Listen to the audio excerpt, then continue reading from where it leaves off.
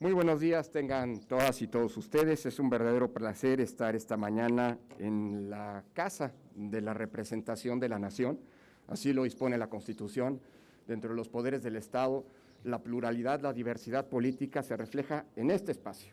La Cámara de Senadores tiene otra función, la Presidencia de la República tiene otra función, pero donde la pluralidad política se refleja es aquí, así que es un placer, estimada Secretaria General, licenciada Graciela Bay Ricardes, poder estar aquí en la que auténticamente simboliza, no solamente por la majestuosidad de este edificio del que ya nos hablaba, simboliza la democracia mexicana. Es aquí donde la democracia mexicana se recrea, es aquí donde la democracia mexicana se expresa. Es un verdadero placer, por tercera ocasión, como presidente del Instituto Nacional Electoral, acudir a este acto, que es un acto simbólico, en donde un órgano constitucional del Estado mexicano, un órgano autónomo del Estado mexicano, el órgano constitucionalmente encargado de la realización de las elecciones y, por tanto, de recopilar y de procesar la voluntad popular expresada en las urnas y que se traduce en la elección de sus representantes, vuelvo a insistir, los representantes de la nación, hace el traspaso de esta estafeta a la Cámara de las y los Diputados para que, como ya decía la señora Secretaria General, pueda continuarse con el proceso en el ámbito parlamentario. El pasado 6 de junio, nuestra nación vivió una jornada electoral histórica para la vida y el futuro de nuestra democracia.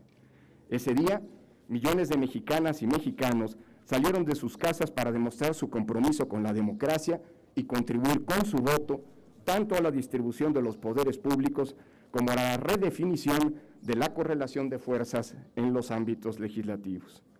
Es comprobable que el proceso electoral más grande y complejo de nuestra historia se organizó con legalidad e imparcialidad, con responsabilidad sanitaria y que una vez más las elecciones cumplieron su rol civilizatorio en nuestra convivencia democrática. Es decir, las diferencias políticas se resolvieron en las urnas y la recreación de las elecciones contribuyeron a la gobernabilidad y a la paz pública en nuestro país. Hoy,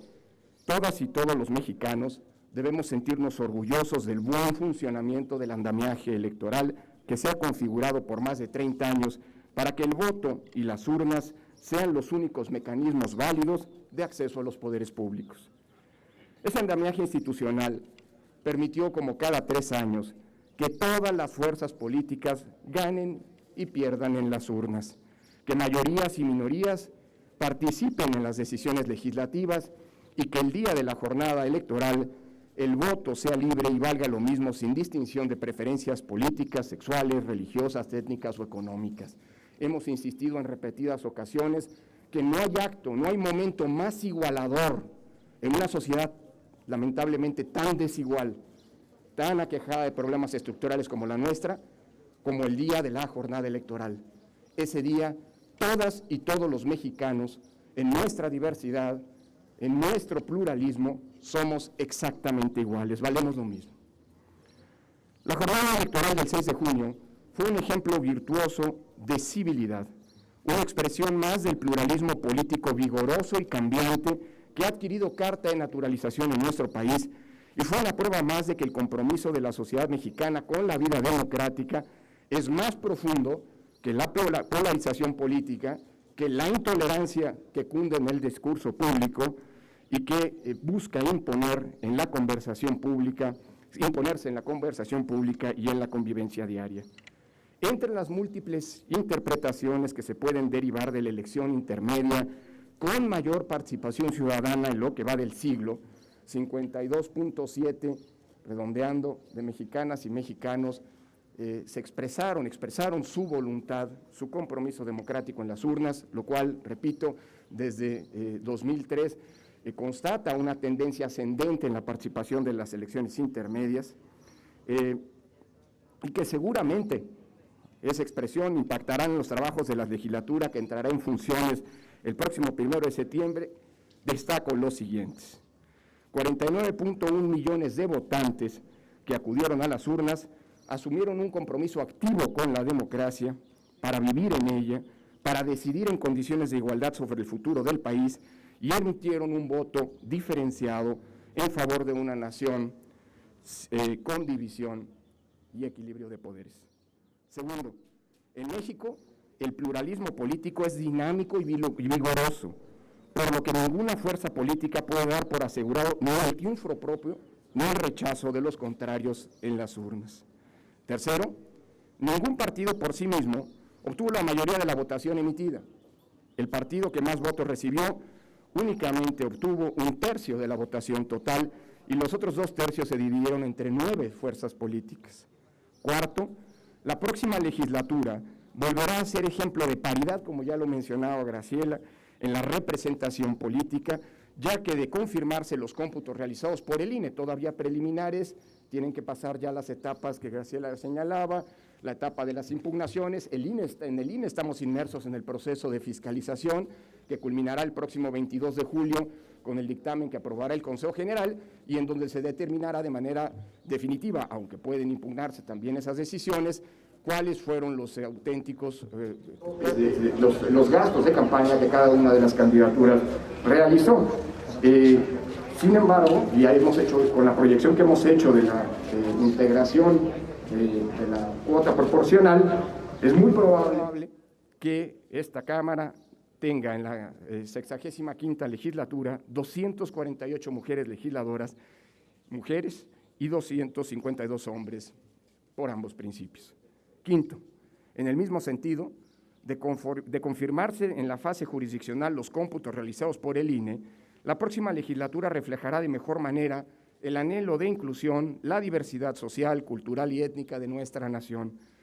Ello, en tanto que por primera vez en nuestra historia, gracias a las diversas acciones afirmativas que impulsó el INE y el Tribunal Electoral, se lograron 65 diputaciones federales para que la diversidad y la inclusión se escuchen en esta Cámara, por conducto de 37 personas indígenas, 10 migrantes, 8 personas con discapacidad, 6 personas afromexicanas y 4 de la diversidad sexual. Sexto, finalmente, en ejercicio del derecho a la elección consecutiva, conocida coloquialmente como reelección, de 500 escaños, únicamente 152, el 30% del total, serán ocupados por diputadas y diputados reelectos, y los 348, el 70% del total, los restantes, serán ocupados por nuevas y nuevos legisladores. Vuelvo a insistir, todas estas son cifras preliminares, tendrán que confirmarse en la fase jurisdiccional y, por supuesto, en la asignación que en su momento el INE haga de las diputaciones de representación proporcional. Y de todo ello, la legalidad en los comicios, del sentido del sufragio, de la paridad en la competencia y de la inclusión de nuestro sistema de representación da cuenta la documentación que a partir de hoy entregaremos a la Secretaría General de la Cámara de Diputados. Así, en congruencia con lo dispuesto en el artículo 317 de la Ley General de Instituciones y Procedimientos Electorales, hoy inicia el proceso de entrega de las copias certificadas de las constancias de mayoría que recibieron quienes obtuvieron la mayor votación en cada uno de los 300 distritos uninominales, así como los informes de los medios de impugnación que para dichas elecciones fueron presentados y que están en manos de las salas del Tribunal Electoral del Poder Judicial de la Federación. Con la entrega de dichas constancias e informes, iniciamos una serie de actos que, con base en los resultados de los cómputos distritales, tienen efectos legales y contribuirán a que los poderes de la República se integren debidamente. Para el INE, este acto simboliza que la democracia mexicana se ha recreado, que ha cumplido su función civilizatoria, que las y los ciudadanos decidieron y que el voto libre, mayoritario y plural se consolida, como en cualquier democracia, como la base para la conformación de una parte del poder legislativo, la que refleja y representa, vuelvo a insistir, a la nación mexicana en su pluralidad y diversidad, la cual se complementará posteriormente cuando se tengan los resultados definitivos que nos permitirán hacer las asignaciones de las 200 curules de representación proporcional, misma que garantiza, y vale la pena recordarlo en estos tiempos, una conquista democrática insoslayable de nuestra evolución política, porque permite la participación de las mayorías y el reflejo más proporcional de la integración del órgano representativo por excelencia respecto de la pluralidad política que existe en el país en las decisiones legislativas a través del sistema mixto de representación que hemos configurado desde 1977. Concluyo recordando que todos los resultados que sustentan las constancias de mayoría entregadas están sujetos, como ya se ha mencionado, a las resoluciones del Tribunal Electoral